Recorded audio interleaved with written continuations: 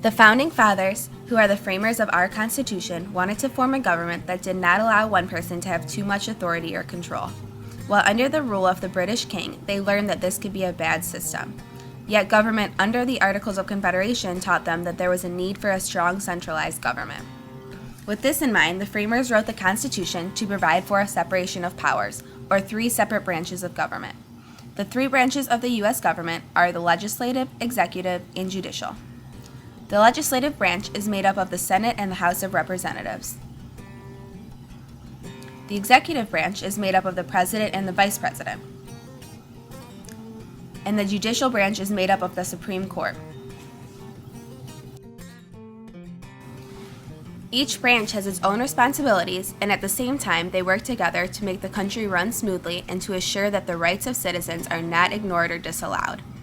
This is done through the system of checks and balances. A branch may use its powers to check the powers of the other two in order to maintain a balance of power among the three branches of government. Each of the three branches of government have different and unique powers set up for them within the system of checks and balances.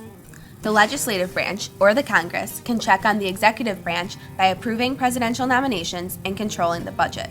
It can pass laws over the president's veto and can impeach the president and remove him or her from office. In turn, the executive branch can check on the legislative branch because the president can veto congressional legislation. The executive branch can also check on the judicial branch because the president is the one who nominates judges to the Supreme Court. The judicial branch can then, in turn, check on the executive branch because the courts are allowed to declare presidential acts unconstitutional.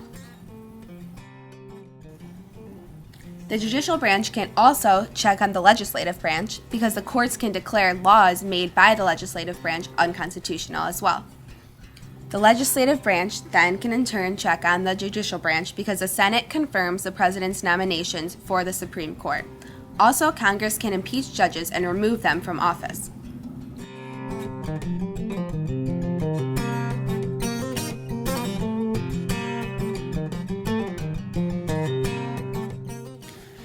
The framers of the Constitution set up our system of government, which includes separation of powers and a system of checks and balances over 200 years ago, and it is still the system that our country runs on today.